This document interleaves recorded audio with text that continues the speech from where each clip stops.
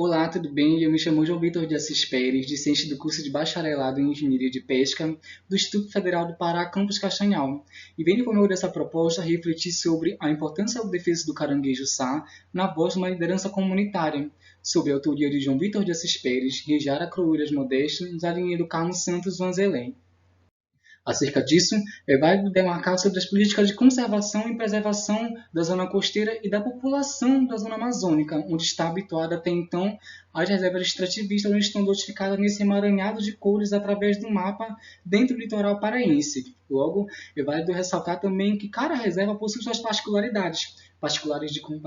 de conflitos, de elementos de gestão, particularidades de territorialização e, principalmente, de atividades executadas. Atividades que podem variar desde a tiração de caranguejo, a pesca em si, a captura, ao beneficiamento e entre outros. Logo, representando uma riqueza de diversidades exposta acerca do litoral paraense. Sendo assim, é válido considerar também um processo histórico de criação da reserva extrativista, que é originado em prol de conflitos desde a década de 80, onde esses conflitos por territorialidade e legitimidade se implicaram dentro da criação da reserva, e acerca disso se expandiu por todo o território brasileiro, tendo em vista que hoje não temos uma grande quantidade significativa de reservas extrativistas ligadas ao setor brasileiro, que se liga à região norte até a região sul, onde se tem distribuído uma regulamentação e todas as formas de execução e de criação da RESEX, inclusive programas voltados para isso.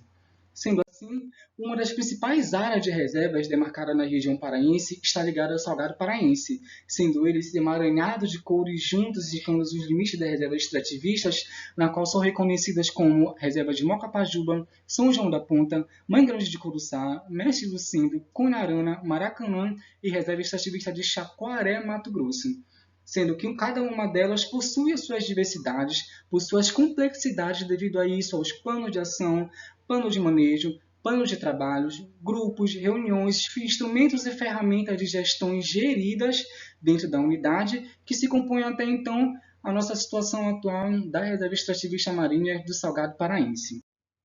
Logo, após isso, cria-se até então o que nós conhecemos como o SNUC, Sistema Nacional de Unidades de Conservação, que está inserido dentro da unidade de conservação. Ou seja, nós temos a unidade de conservação e temos a reserva extrativista. E a reserva extrativista passa a compor a unidade de conservação para que os elementos de gestão passem a gerir melhor. Ou seja, o processo de consolidação até então se diversificou, que está diretamente ligado ao Ministério do Meio Ambiente, que é responsável por a coordenação junto ao ICMBio, que nós conhecemos como Instituto Chico Mendes de Conservação da Biodiversidade. Logo,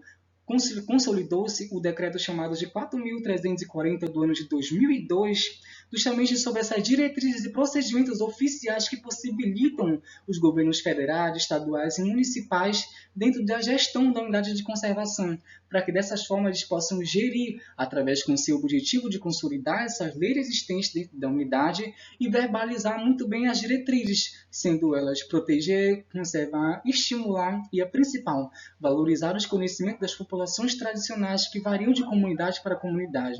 sendo essas atividades desempenhadas por homens e mulheres, como a tiração de caranguejo, a pesca, o beneficiamento aos setores ligados de turismo de base comunitária e entre outras situações que são desempenhadas e particularmente direcionadas para cada reserva extrativista.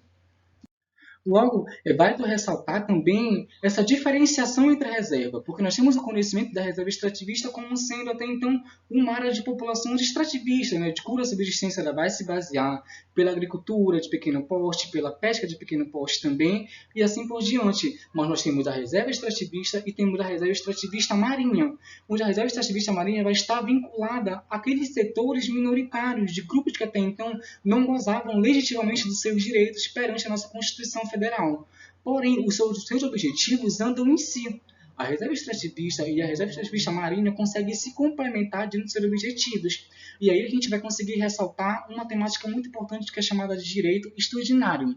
Esse tipo de direito ele vai ser prioritário às pessoas que não gostam dos seus direitos, como no caso acontece nas reservas extrativistas marinhas, onde até então vai ser intitulado, vai ser colocado esses elementos dessas formas de gestão para que eles possam até então trabalhar em cima disso, como por exemplo a valorização do extrativista, a valorização da marisqueira, a valorização do tirador de caranguejo, a valorização do catador de camarão e assim por diante, conseguir através dessas formas de inclusão e de incremento de políticas que viabilizem e que visem principalmente o pescador, o extrativista das reservas extrativistas marinhas da região paraense e das regiões brasileiras.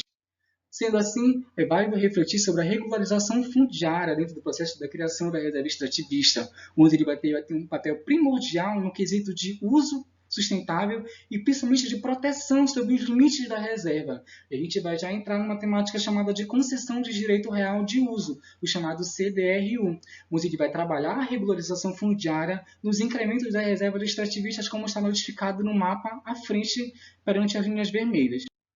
Sendo assim, o objetivo foi estabelecer um diálogo entre a narrativa oral de um pescador e a importância da defesa do caranguejo-sá, os discordados com a vista de compreender as relações das atividades de captura do caranguejo em reservas extrativistas marinhas, que representa um dos mais importantes recursos dos estados da costa brasileira, com questões ambientais para a garantia de continuidade e sustentabilidade da atividade, na qual se requeria o objetivo até então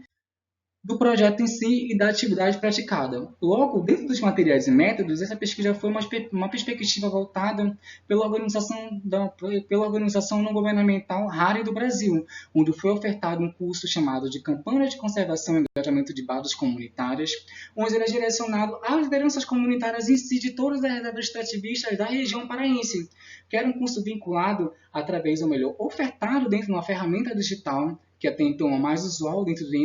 os participantes do curso, que seria o WhatsApp. Dentro do WhatsApp foi possível se coletar esses relatos, essas ferramentas, esses áudios, as fotos, os vídeos e todas essas narrativas que gerou esse emaranhado de situações que são até então os resultados da pesquisa. Logo, optou-se como método a cartografia de saberes, utilizando até então uma pergunta norteadora onde está se indicando sobre qual a importância da defesa do caranguejo-sá para as populações tradicionais das reservas extrativistas marinhas, tendo como resultado uma perspectiva de uma fala de um extrativista, onde até então foi a que mais chamou a atenção na diversidade de falas que foram compactuadas dentro do curso, vinculadas à campanha Deixa o Caranguejo Namorar, que é uma campanha colocada no período do início do ano, mais ou menos a janeiro ao meio do mês de abril, onde simboliza até então o período de defesa do caranguejo-sá na região do estado do Pará. Sendo assim, a fala do extrativista da reserva de Caeté-Taperaçu retrata sobre, abre aspas, a pesca sustentável na reserva extrativista ela se dá de forma consciente, sendo que nós pescadores, de maneira que nós deixamos de fazer a pesca predatória, seja muito ou pouco, é garantia para os nossos pescadores e para as marisqueiras de forma consciente, para que sirva de exemplo para os que os outros enxerguem e não seja necessário mais fazer essa pesca predatória de uma maneira que se faz pensando que eu vou me dar bem. Mas é o contrário. Eu estou comprando a escassez futura do meu filho, dos meus netos, da futura geração que vem e que está no entorno do ano atual. Ou seja, refletindo sobre a situação da pesca sustentável, sobre a exploração e principalmente sobre a desregulação dos recursos pesqueiros da região amazônica, dentre eles o caranguejo, o sá, uma das melhores especiarias localizadas na região amazônica.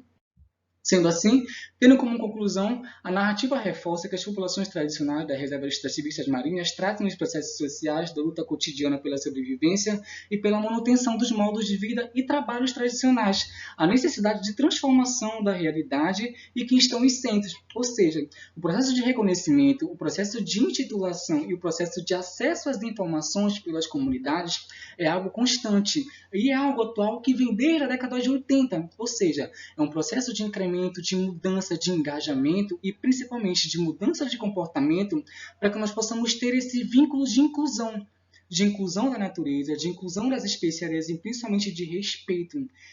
voltado ao período do defeso, respeito voltado às questões sociais das comunidades e principalmente a viabilização dos recursos que estão colocados na comunidade. E reconhecer as comunidades tradicionais precisam e que também precisam de reconhecimento perante ao governo, perante a nossa situação atual, e sobre isso desempenhar essa atividade linda e incrível que é o extrativismo. Então, aqui estão desempenhadas as referências colocadas na pesquisa,